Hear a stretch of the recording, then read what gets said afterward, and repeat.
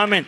ஆண்டவர் இதை நம்மிடத்தில் எதிர்பார்க்கிறார். God is expecting தேவ பிள்ளைகளுடைய வாழ்விலே in children, every ஒவ்வொரு children நாட்களிலும் in every day அவருடைய ஆளுகைக்கு உட்பட்ட ஜீவியம் இருக்க வேண்டும். so we need to be in his reign. அப்ப தேவராஜ்யம் வருவதாக என்று சொல்லுகிறதோட நாம் என்ன செய்ய முடியாது, நிக்க முடியாது. We cannot stop saying that Lord let thy kingdom come. We cannot say that alone. நல்லா புரிந்து கொள்ள வேண்டும். Just understand இந்த ஜெபத்தை ஆண்டவர் சீசர்களுக்கு கற்றுக் கொடுக்கும் பொழுது, so when Jesus was teaching this prayer to the disciples, அங்க தேவனுடைய ராஜ்யத்தின் புத்திரர்கள் அங்க உருவாக்கப்படல. there was no the children of அன்றில் God. இயேசு கிறிஸ்து சிலுவையிலே மரித்த போதுதான் பரிபூரணமாக தேவராஜ்யத்தினுடைய ஆளுகை என்பது ஆவிக்குரிய விதத்திலே வெளிப்பட்டது சபை பிள்ளைகள் மத்தியிலே. Only when Jesus Christ hung on the cross, after that you can see the kingdom of God started to reveal and people started to come in. சில செயல்கள் இருந்ததுதான். ஆண்டவர் வல்லமை வெளிப்பட்டது உண்மைதான். The power of God started to reveal. அவர் எப்ப சிலுவையிலே மரித்து உயிர்த்தெழுந்தாரோ, but when he hung on the cross, ஆவிக்குரிய ராஜ்யம் என்ன செய்யப்பட்டது, பிறந்து விட்டது பெந்தேகோஸ்தே நாளில். then on the Pentecostal day the kingdom of God started to be. கொண்டு நீங்க பாத்தீங்க என்று சொன்னால், from that day onwards if you listen, ஆண்டவரை பின்பற்றினவர்கள் தேவராஜ்யத்தின் பிள்ளைகளாக தேவராஜ்யத்தின் ஆளுகைக்கு உட்பட்டவர்களாகவே என்ன செய்தார்கள், வாழ்ந்ததை அப்போஸ்தல புத்தகம் நமக்கு காண்பிக்கிறது. so apostle book clearly shows that people are following Jesus Christ, everyone become the kingdom of God's people. இரண்டாவது ஒரு காரியம், second important thing, ஆமென், இந்த ராஜ்யம் தேவராஜ்யம் என்று சொல்லும் பொழுது, when we say the kingdom of God, நாம் அவருடைய ஆலோசனைக்கு உட்பட்டவர்களாக இருக்க வேண்டும். so we need to be in his counsel.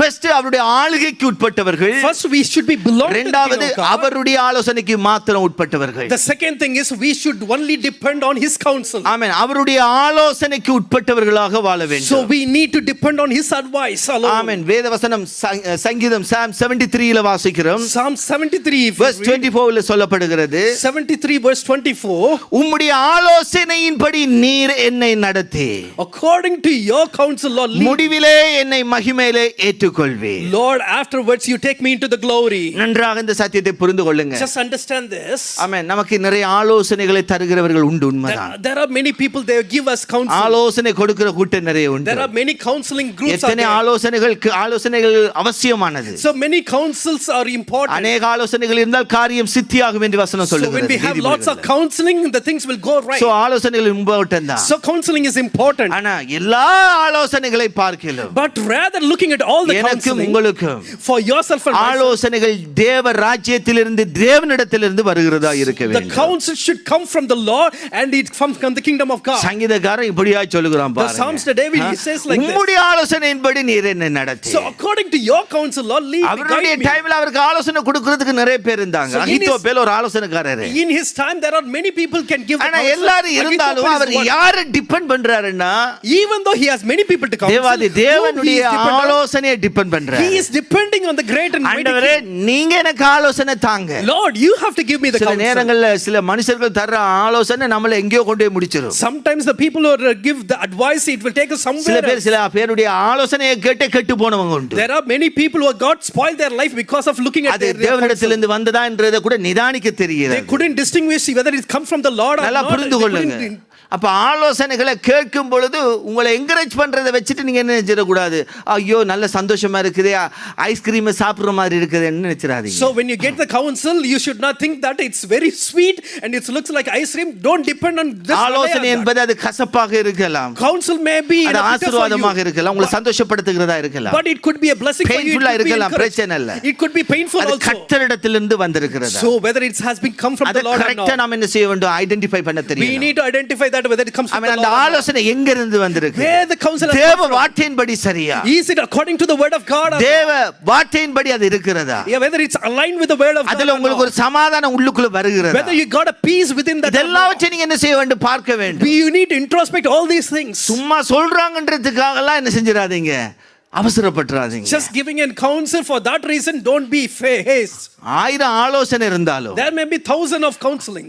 அந்த 1000 ஆலோசனைகளை பார்க்கிலும் rather நம்முடைய கர்த்தர் ஆலோசனை கர்த்தர். he is the God of all counsel. எல்லா ஆலோசனைக்கு மேற்பட்ட ஆலோசனை கொடுக்க தக்கவராக அவர் இருக்கிறார். he is his counsel is among all people's counsel. his counsel is the greatest counsel.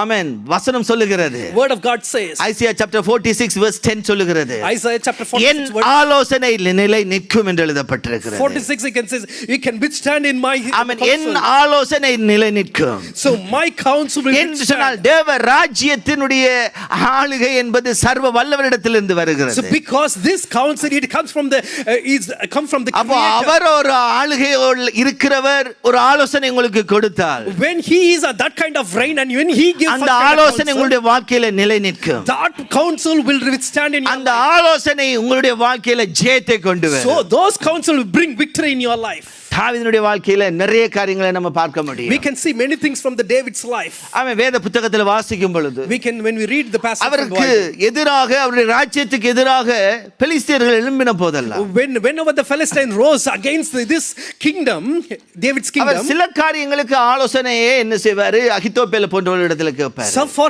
some reason or for some incident he will get the counsel from Ahithophel. ஆனா சில important காரியங்களை பார்க்கும் பொழுது வசனம் சொல்லுகிறது 2 சாமுவேல் புத்தகம் 5வது அதிகாரத்துல 2 Samuel chapter 5, if you read ஒரு அருமையான ஒரு வசனம் பாருங்க. 19வது வசனத்துல சொல்லுகிறது, verse 19, he says like this. ஆண்டவரிடத்துல கேட்கிறார் பேச்சு, Now he is going and inquiring to the பெலிஸ்தருக்கு விரோதமாய் போகலாமா, Lord, shall I go attack in அவர்களை என் Philistines? கையில ஒப்பு கொடுப்பீரா Will you deliver them in my hands? என்று தாவீது கர்த்தரிடத்திலே விசாரித்தானா. So David inquired of the Lord. கர்த்தர் சொல்றாரு போ Now God அப்படின்றாரு. says, go. பெலிஸ்தர் உன் கையில நிச்சயமா கொடுப்பேன் For surely I will deliver the Philistine in your hands. அப்படின்றாரு. Now he gives the answer to him. வசனம் 23ல Verse சொல்லுகிறது, 23 also says, தாவீது கர்த்தரிடத்திலே விசாரித்ததுக்கு மறுபடியும் கேட்கிறாரு, so David inquired of the Lord. நீ நேரா போகாத, He says, don't go straight, அவர்களுக்கு பின்னாக சுற்றி but circle around behind முசுக்கட்டை them. செடிகளுக்கு எதிரே இருந்து அவர்கள் மேல பாய்ந்து Attack them in the front of the poplar tree. முசுக்கட்டை செடிகளின் நுனிகளிலே செல்லுகிற இரைச்சலை நீ கேட்கும் So போது after marching of tops of the poplar tree, சீக்கிரமா எழும்பி போ. move quickly, he says. பாருங்க எப்படிப்பட்ட ஆலோசனை. Just imagine how kind of advice he is இப்ப giving. என்னன்னு சொன்னா, இப்ப தாவீது பழக்கப்பட்டுட்டார். Now David has become that சின்ன kind of சின்ன habit. காரியங்கள் அவர் அதான் பாருங்க அந்த சங்கீதத்தில் நம்ம வாசிச்சபடி அவர் ஆண்டவரே உங்களிடத்திலிருந்து ஆலோசனை வரட்டும் இந்த எதிர்பார்த்து பழக்கப்பட்டதனால பர்சனல் எக்ஸ்பீரியன்ஸ் ஆயிட்டு. So every time David has such kind of experience, personal experience, for everything he goes and inquires to the Lord. டேய் சபை பிள்ளைகளுக்குள்ள இது வேணும்.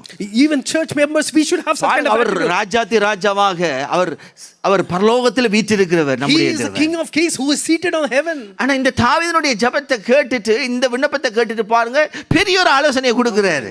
So just listening to David's prayer and giving an answer and advice to David. அவர் சொல்றாரு நீ அந்த முஸ்கட்டு சத்தத்தை கேளு, Just when you hear the அந்த sound சத்தம் of உனக்கு காதுல the கேக்குதா? poplar tree, have you heard it? சீக்கிரமா எழும்பிரு, Just then quickly சீக்கிரமா எழும்பி போ. just quickly move. he வசனம் says. 25ல சொல்லுகிறது, Verse 25 எடுத்து it says, பாருங்க, verse 25 says, கர்த்தர் தாவீதுக்கு கட்டளையிட்ட பிரகாரம் அவன் செய்து so David did as Lord commanded him. பெலிஸ்தியரை கேபா துவக்கி கேசேர் எல்லை மட்டும் முறியடித்தான். He struck down the Philistines all the way from இப்ப Gibeon to தாவீதுடைய Gaza. சகல வெற்றிகளுக்கும் காரணம் என்ன தெரியுமா? Every victory that David got, you know what is the reason?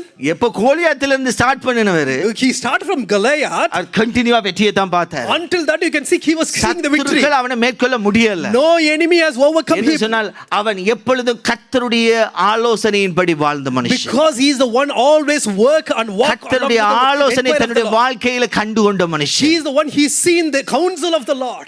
தேவராஜ்யம் வருவதாக Let the kingdom of God அப்படி come. சொல்லும் பொழுது When we say like that, ஆண்டவரே Lord, ஆண்டவரே Lord, என்னுடைய வாழ்க்கையில in my life, N Lord, குடும்பத்துல in my என் family, பிள்ளைகளுடைய in my வாழ்க்கையில children's life, சரியான ஆலோசனைகளை Lord, தாங்கப்பா. give us good counsel, Lord God. Right இப்படியாவது counsel. எங்களுக்கு அனுப்புங்கப்பா. Lord, somehow send யார் me some மூலமாவது counsel, நீங்க Lord. எங்களுக்கு சரியான ஆலோசனை உங்களிடத்திலிருந்து வரட்டும். Lord, send someone else, Lord எந்த God, and let me மாம்சமான listen to your ஆலோசனைகளை நாங்க counsel. கேட்க வேண்டாம் It's அப்பா. not our own நான் fleshly சின்ன counsel, காரியத்தை Lord. செய்தாலும் Even though let me பெரிய do small காரியத்தை things, செய்தாலும் even though I do பரவாயில்ல, great things also, அது உங்களிடத்திலிருந்து வந்த ஆலோசனையா let it come from இருக்கட்டும். your counsel, நீர் Father. எங்களுக்கு சொல்லுங்க, Lord, let you say, ஏன்னா நான் உங்க ராஜ்யத்துக்கு உட்பட்டவன், because I am belong நான் to உங்க your ராஜ்யத்துக்கு kingdom, உட்பட்டு வாழுகிறவன், because I walk belong உங்க to the kingdom of ராஜ்யத்துக்கு God, உட்பட்டு நான் செயல்படுகிறவன். because I act அப்போ in the உங்க kingdom. ஆலோசனையை நீங்க தந்தீங்கன்னா When you give your நான் counsel, எடுக்கிற Lord, ஒவ்வொரு காரியங்களும் then whenever நிச்சயமாக whatever அதுல step I வெற்றி take, இருக்கும். there will be a victory for sure. ஆமென். கரங்களை தட்டி கர்த்தரை Can we all give the praise to the மகிமைப்படுத்துவோம். Lord?